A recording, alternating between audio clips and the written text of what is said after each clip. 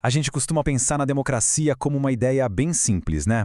O poder na mão do povo. Mas, se a gente olhar um pouquinho mais de perto, vamos ver que existe uma batalha constante acontecendo. Uma tensão, sabe? Entre esse ideal de igualdade e umas forças que tentam, bem quietinhas, capturar o poder para si. E para entender essa luta, a gente precisa começar com uma pergunta bem direta. Pois é, essa é a pergunta de US$ 1 milhão. Se na teoria cada voto tem o mesmo peso, por que na prática a influência parece ser tão desigual? Essa aparente contradição foi o que moveu um dos maiores pensadores políticos do século XX, que passou a vida inteira tentando decifrar esse quebra-cabeça. E é justamente com o olhar de Robert Dahl que a gente vai investigar a verdadeira mecânica do poder. Ele não era do tipo que ficava só na teoria, não. Ele foi para campo, analisou prefeituras, governos, decisões reais, tudo para entender como a democracia funciona de verdade e, mais importante, onde ela é mais frágil. Basicamente, a obra inteira do Dahl é uma tentativa de responder a essa pergunta. Ele queria descobrir quem, no fim do dia, está de fato tomando as decisões que moldam a vida de todo mundo. No seu estudo mais famoso, ele foi investigar a fundo a política de uma cidade, New Haven. Ele meio que abriu a caixa preta do poder local. E o que ele encontrou lá dentro? Não era uma elite única, toda poderosa, controlando tudo por trás das cortinas. Era um ecossistema de poder bem mais bagunçado e, como a gente vai ver, muito mais vulnerável a certos tipos de manipulação. E para a gente entender as descobertas dele, primeiro a gente precisa conhecer uma ferramenta que ele mesmo criou. Uma palavra específica para descrever as democracias como elas são e não como a gente gostaria que fossem. E essa palavra é poliarquia. Parece um nome complicado, mas a ideia é simples. O Dahl criou esse termo para separar a democracia ideal, perfeita, da sua versão no mundo real, que é sempre cheia de imperfeições. A poliarquia, então, é democracia pé no chão, com suas falhas, suas tensões e todos os desafios da vida real. E como é que ele media a saúde de uma democracia real, de uma poliarquia? Olhando para duas coisas, duas dimensões. Primeiro, a inclusão, ou seja, quanta gente de fato pode participar da política. E segundo, a contestação, que é o grau de liberdade que a oposição tem para competir de verdade pelo poder. Para ele, uma democracia forte é a que consegue aumentar essas duas coisas ao mesmo tempo. Só que, mesmo nas democracias mais fortes, Dahl identificou um perigo que vem de dentro, uma ameaça constante que funciona como um vírus no sistema. E o nome dessa ameaça é cooptação. Basicamente, é quando grupos com muito dinheiro, muita informação ou muita organização conseguem entortar o sistema a seu favor. Eles não acabam com a democracia, mas a transformam numa casca vazia, uma fachada.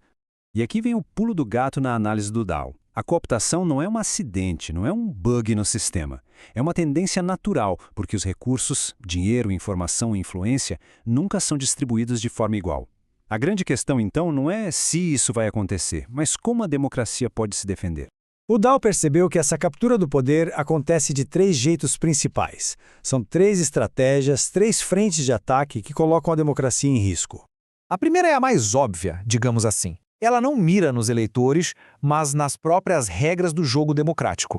Aqui, os grupos poderosos não precisam nem infringir a lei. É mais fácil. Eles usam a influência que têm para criar as leis que os beneficiam, controlar tribunais, comissões, as regras de financiamento de campanha. É mudar o tabuleiro do jogo a seu favor. Exato! A analogia é perfeita. O jogo parece estar acontecendo normalmente, mas um dos lados já tem uma vantagem gigantesca porque as regras foram escritas para ele ganhar. A segunda forma de captura é bem mais sutil. O alvo aqui não são as regras, mas sim a mente das pessoas. Isso acontece quando um grupo consegue dominar a narrativa pública. Se eles controlam os principais canais de informação, eles podem moldar o que as pessoas pensam muito antes da eleição.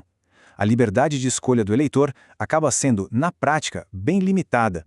A percepção do público fica totalmente distorcida. Com o tempo, as pessoas podem até começar a acreditar que, de fato, só existe uma opção viável, porque é a única coisa que elas veem e ouvem. E aí chegamos na terceira forma, que talvez seja a mais difícil de enxergar, mas é extremamente poderosa hoje em dia. E ela tem a ver com uma coisa muito simples: tamanho e distância. Pensa em um país continental. A distância entre o cidadão comum e o lugar onde as decisões são tomadas é gigantesca. Isso pode levar à apatia, aquela sensação de que meu voto não faz diferença. E quem se aproveita desse vácuo? grupos de interesse organizados, que estão lá em Brasília ou em Washington e conseguem monopolizar o acesso aos governantes. A escala vira uma arma de cooptação. A complexidade e a distância acabam desmotivando a participação do cidadão comum, e isso abre um caminho livre para que grupos de interesse capturem o processo político longe dos olhos do público. E aqui a gente consegue ver o mapa completo. Para cada uma dessas ameaças, a captura das regras, da informação ou a que se aproveita da distância, existem defesas, existem antídotos. A democracia, na visão de Dow, só sobrevive se conseguir lutar nessas 3 frentes ao mesmo tempo, o tempo todo. E tudo isso junto nos leva à grande conclusão de Robert Dow sobre o que, afinal, é a democracia. Ou seja, para ele, a democracia não é um destino final, um troféu que a gente ganha e coloca na estante. É um processo, é uma jornada de vigilância sem fim, uma luta contínua para manter o sistema aberto, justo e principalmente resistente a essas tentativas de captura que, como ele mostrou, sempre vão existir. E essa é a reflexão que o trabalho do Dial deixa pra gente. Olhando para a política hoje, com as redes sociais, as fake news, a desigualdade, qual dessas 3 fragilidades, o controle das regras, o monopólio da informação ou a distância do poder, parece ser o maior desafio? A resposta a essa pergunta, de certa forma, define a luta da nossa geração pela democracia.